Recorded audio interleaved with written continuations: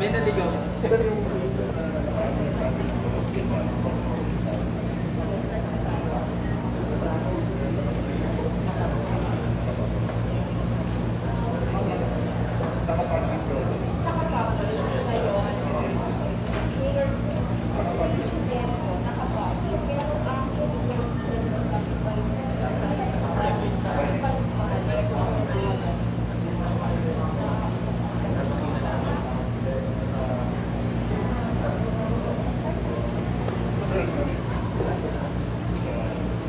Ladies and gentlemen, a pleasant, rainy Wednesday morning to all of you. On behalf of the administration of Pamatasan ng Lungsod ng Pasig, headed by our University President, Dr. Amihan Abraham Alcazar, I'm your host, Professor Henry Espera, welcoming all of you right now here at PLP function room and lobby through Google Meet streaming in Facebook and YouTube for the launching of the program Flexible Learning System. Welcome and good morning to all of you. To open our program, I would like to invite everybody to please rise for the doxology to be followed by the Philippine National Anthem, Lupang Hinirang.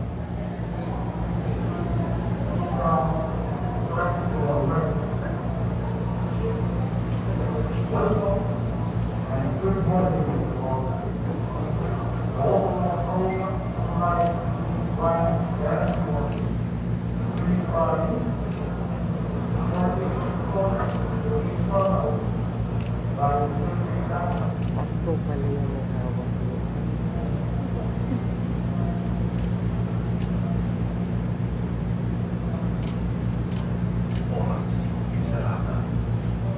God our Father, we come to you in our need to ask your protection against the 2019 N coronavirus that has claimed lives and has affected many. We pray for your grace for the people tasked with studying the nature and cause of this virus and its disease, and of stemming the tide of its transmission. Guide the hands and minds of medical experts, that they may minister to the sick with competence and compassion, and of those governments and private agencies that must find cure and solution to this epidemic. We pray for those afflicted. May they be restored to health soon. Grant us the grace to work for the good of all and to help the this through our Lord Jesus Christ, your Son, who lives and reigns with you in the unity of the Holy Spirit, God forever and ever. Amen. Mga kababayan, ang pambansang awit ng Pilipinas.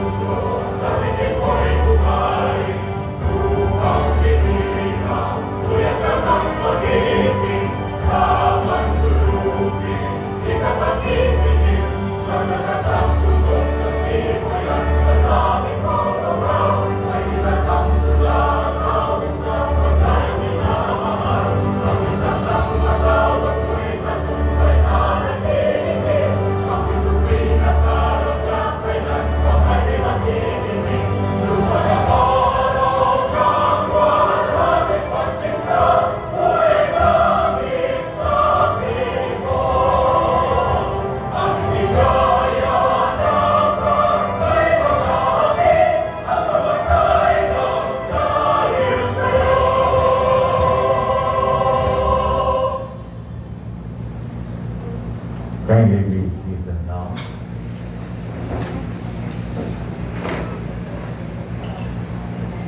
So no rain, not even COVID can prevent us from launching this program today. To give her welcome remarks, may I now call in the University President 3 Pamantasan ng Lungsod ng Pasig, Dr. Amihan April M. Alcazar.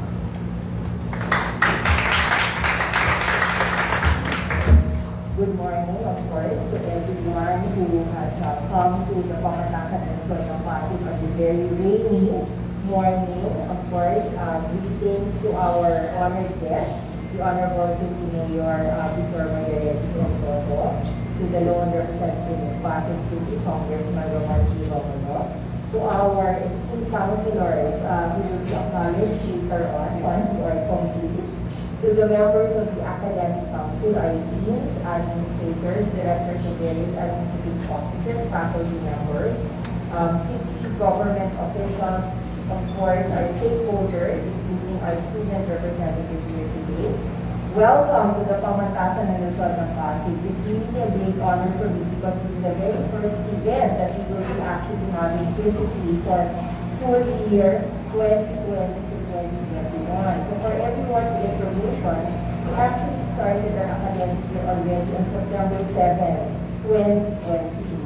And actually, the Commission on Higher Education passed Circular Memorandum Order Number 4, Series of 2021, stating that for all colleges and universities nationwide, for academic year 2020 to 2021, we will be having no face-to-face contact, and therefore, we will be utilizing the flexible learning system.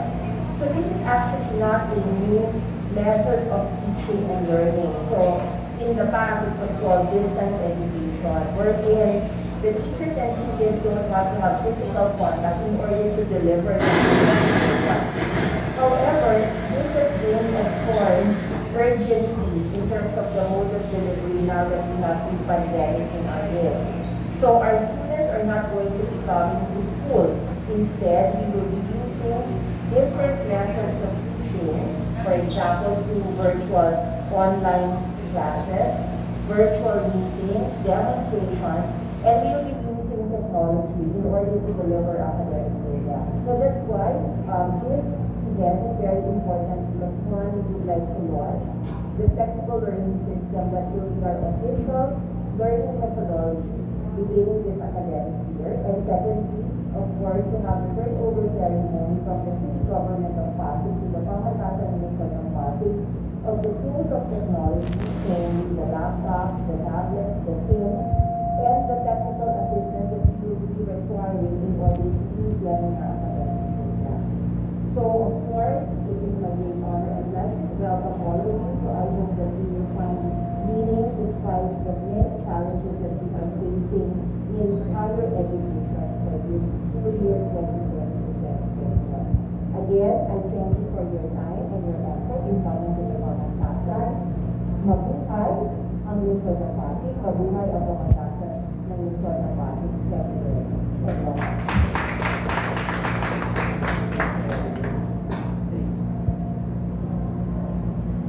Thank you very much, Hassan. Before calling in, the person who will be giving his inspirational message this morning, I would like to acknowledge the presence, first of all, of the Honorable Congressman Roman Romulo, and our city councilors, the Honorable Richie Brown, the Honorable Ferdinand Abi, the Honorable Reynaldo San Ventura, the Honorable Vino Estilo, the Honorable Mario Concepcion Jr., and the Honorable Wilfredo Sigan.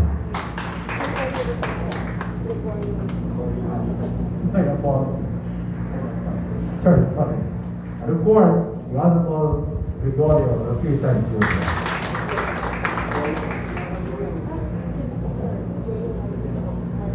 Again, the apology. And the Honorable Rosalio Martire.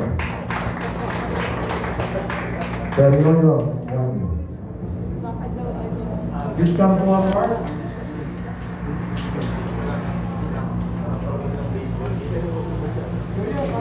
I open the acknowledge ceremony is here right now. Okay. So let's proceed. They now call in the Honorable City Mayor of the City of Pasig and the Chairman of PLP Board of Regents. May I call in the Honorable Victor Maria Regis Soto for his inspirational message. Salamat po. Hindi na tayo. Magandang umaga sa ating lahat. Dr. Alcazar, Congressman Roman Romulo, sa ating mga konsehal, Konsehal Richie, Konsehal Ding, Konsehal Willie, Konsehal Junjun, Konsehal Joy, Konsehal Ori, Konsehal Ding, siyempre si Konsehal Yoyong.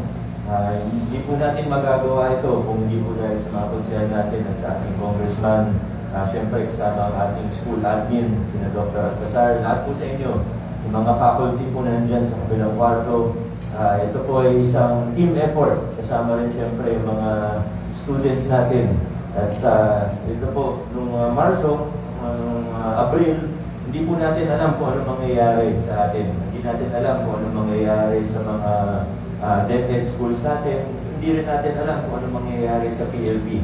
Dumating ang Mayo, dumating ang Hunyo, there was an air of uncertainty. Kung mag-rewind po tayo ng konti, mag-flashback tayo ng konti, tatandaan natin. Hindi natin alam, at noong panahon na yun, nagpaplano tayo. Option A, siyempre, best talaga, face-to-face classes.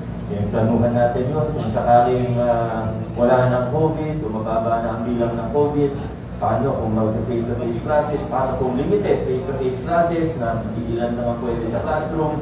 Pero ang lumabas at nakita natin, nung palapit na yung school year, talagang hindi pa pwede.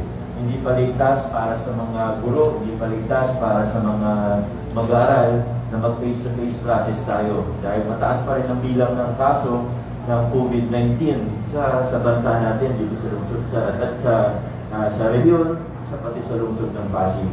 Kaya mabilis tayo nag-adjust, and I'm very proud of our administration here in PLP. Si Dr. Alcazar talagang double time.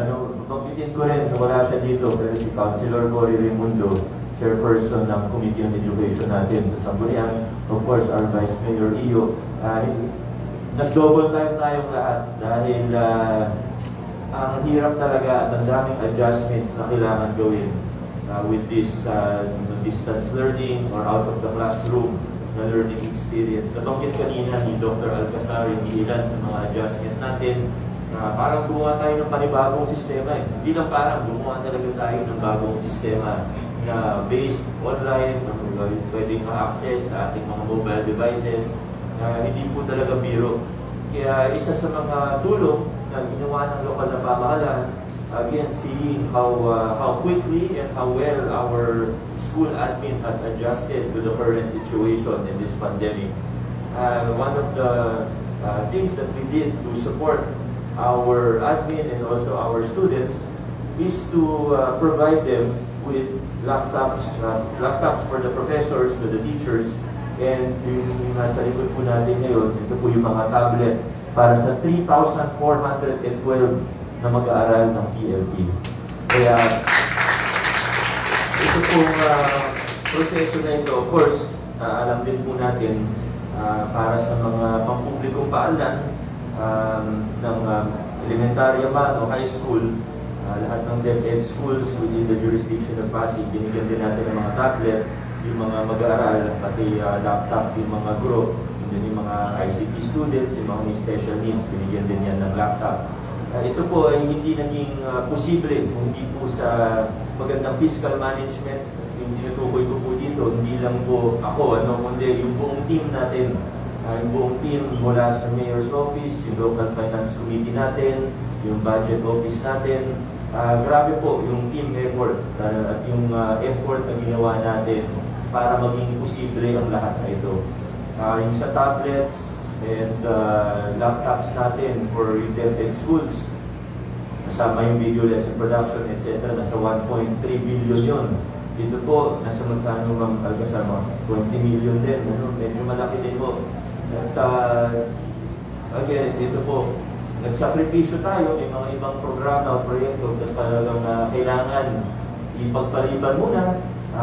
Yung iba talagang finansila muna natin because education is one of our top priorities. At para sa atin, para sa lokal na pamahalaan ng Pasig, ang pera na inilalaan natin para sa edukasyon, hindi po yan gastos.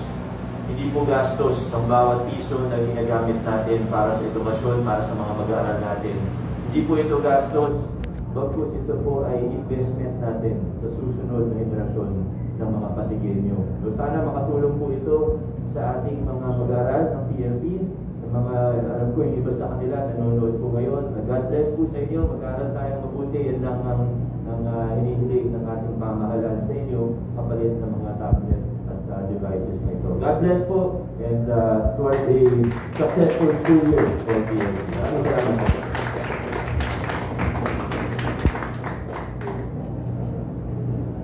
Thank you very much, our Honorable City Mayor, the Honorable Victor Maria Reyes Soto.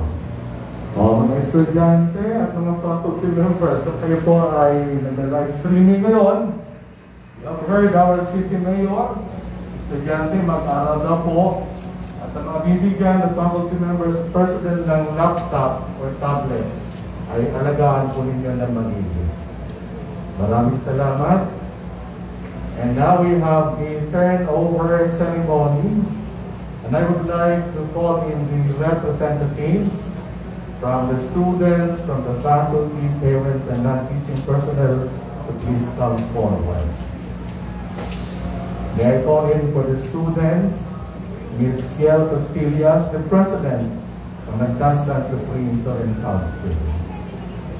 For the faculty, Professor Adolfo Miranda Jr., President PLP Faculty Association. For the parents, we have Dr. Caroline Alvero, the Dean, College of Arts and Sciences. And for the non-teaching personnel, we have Mr. Mark Ernest Father.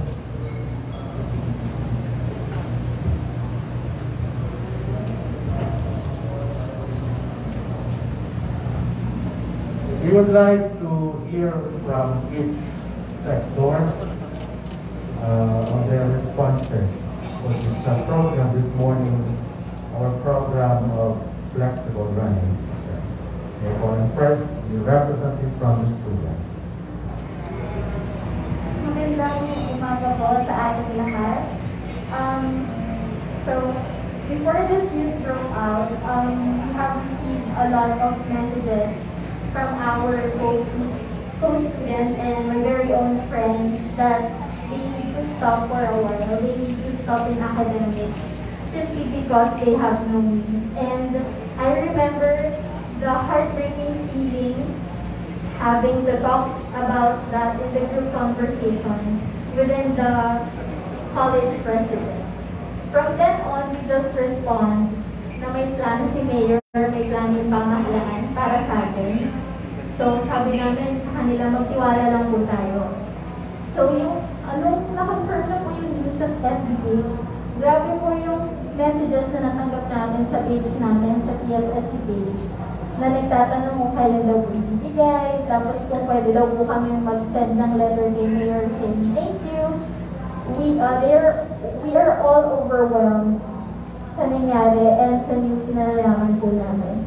And sabi nga po nila, there is always a rainbow after the rain. But the rain might be far away from even stopping very soon. But we are thankful to see the rainbow today. Thank you, taxpayers, for doing your part in the city. Thank you, Mayor, for taking care of the citizens' taxes. To all the congressmen, city councilors who helped in making this possible. To all the people who helped our local government in organizing, checking, assuring, and the process of bidding. To all the professors, thank you for your patience. To the Board of Regents, thank you for allotting your time and effort to us. Maraming salamat po. And we think that this tablet is more than just a gadget.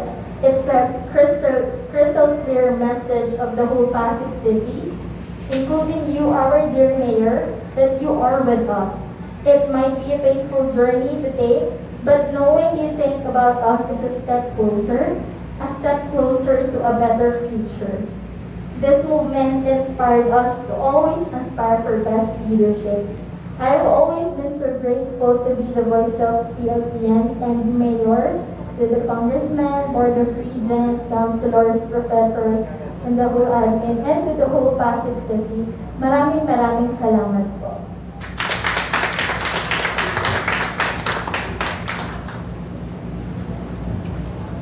Magandang umaga po sa kanyang lahat, lalo na po doon sa ating mga nagpipitagan guests po. At yung pong those who are watching on LS, yung live stream namin, live stream. Okay, in behalf po ng Pamantasan ng Lungsod ng Pasig Faculty Association, we would like to extend our appreciation to everybody that who made this device support possible sa lahat ng mga faculty.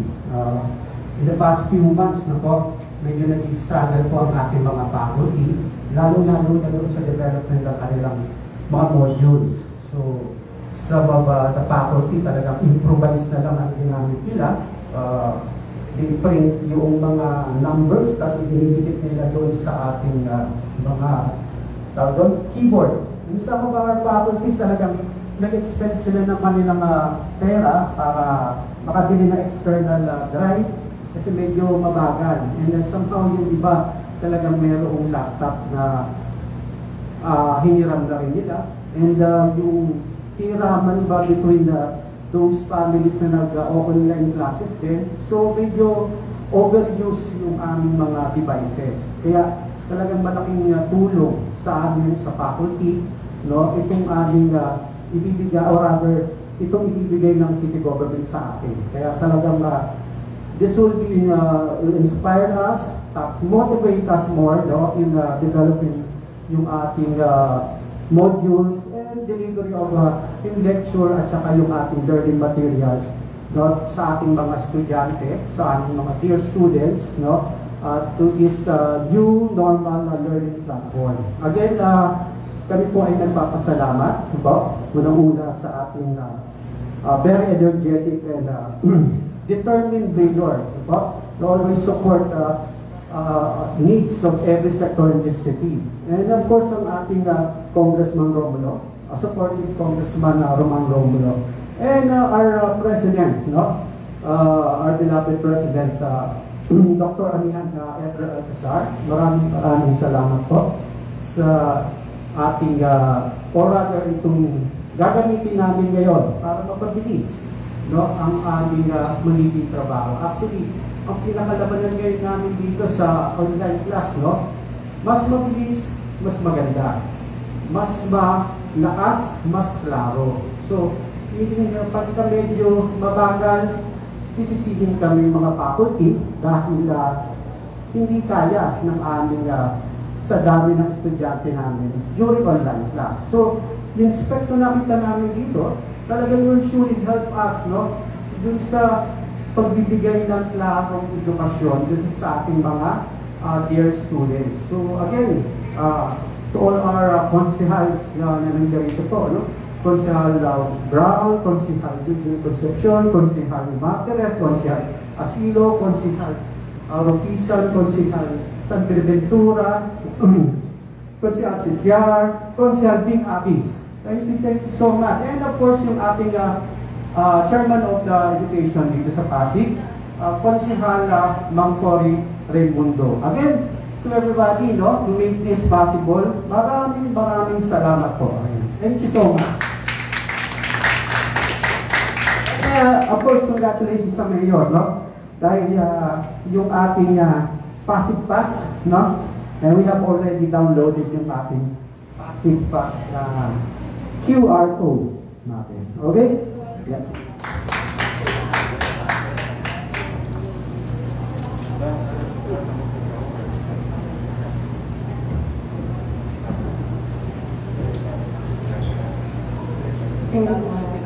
Pasig City Mayor Honorable Victor Manuel Soto, Honorable Roman Romulo, Representative, Dome District of Pasig, the Pasig City Council, University President Dr. Anihan April M. Algazar, PLP administrators, department heads, faculty members, non-teaching personnel, parents and students, the present morning. Truly, this is the day that the Lord has made. Let us all rejoice and be glad in it.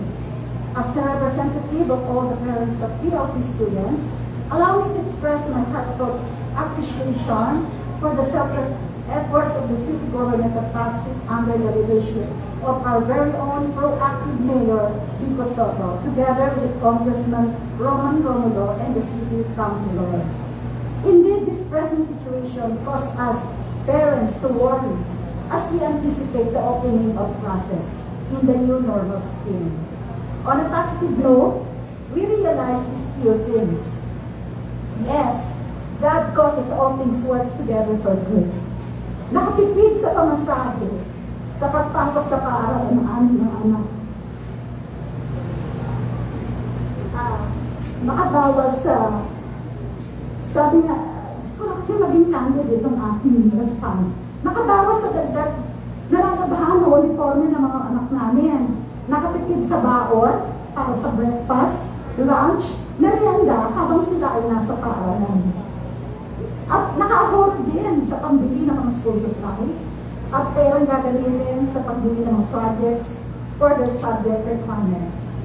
In the flexible learning system, our government's response and cooperation of our dearest taxpayers made us parents feel that we are not alone in facing these challenges.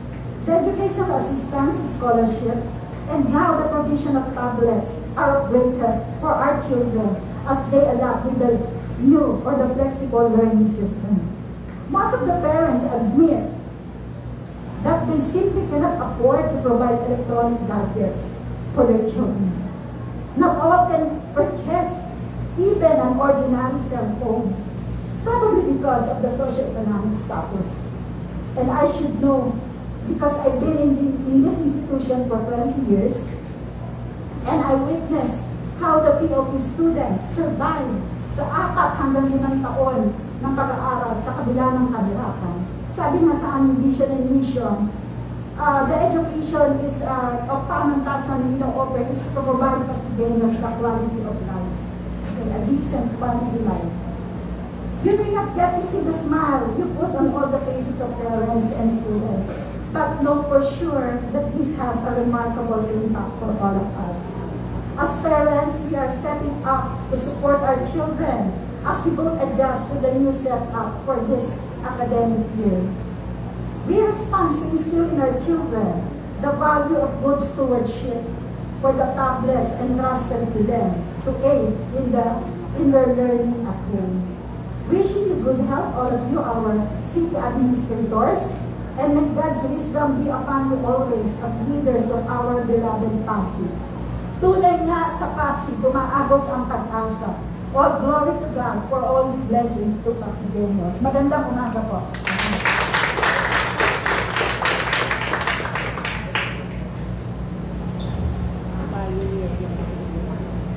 Sa ating pong city officials, sa pamumuno po ng ating city mayor, Mayor Victor Maria Regis Soto, at sa ating pong Congressman Roman Romulo, at sa ating pong City Council, sa ating na rin pong University President, Dr. Anihan April Algazar, para po sa ating mga administrative personnel, faculty, and students, parents, and guests. Magandang umaga po sa inyong lahat. Hindi ko po inaasahan na magiging parte po ang non-teaching personnel sa mabibiyaan ng ganitong pong pagkakataon na magkaroon po kami ng gadget. Malaking problema rin po kasi sa amin, suliranin po namin ito dahil po sa aming work from home, marami po sa amin walang gadget sa bahay. So dahil po dito, natutuwa po kami at natutugan na ang aming suliranin. So magagampanan po namin na mas maayos ang aming trabaho para po sa ating mga maasang faculty at ating mga estudyante. Kaya po para po sa aming masigasig na city officials, in behalf of PLT administrative personnel, I am Mark Ernest Palat. Maraming salamat po sa inyo lahat.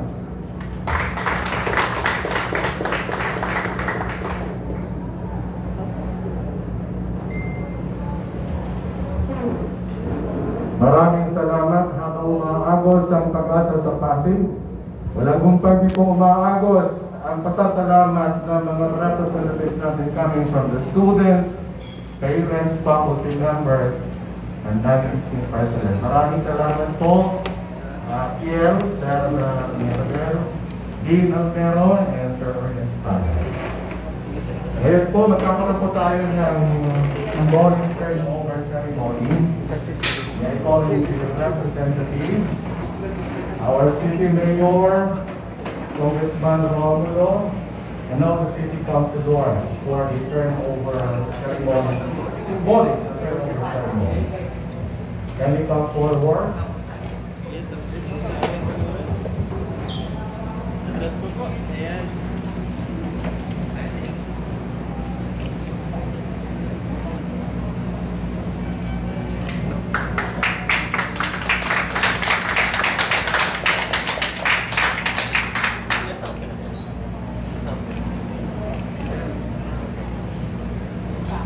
So, representative for the faculty members, Professor Gironel.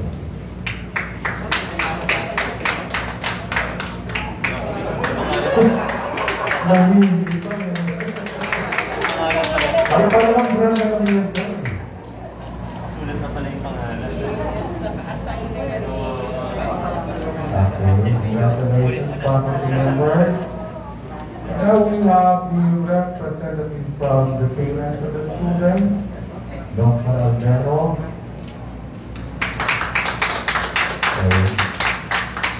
Congratulations.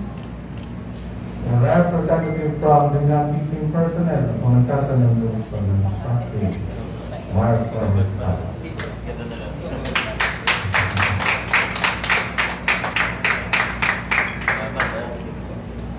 Thank you very much. A big round of applause once more. Maraming salamat. Sa harap daw po kayo, mga city councilors namin, honorable ones, for the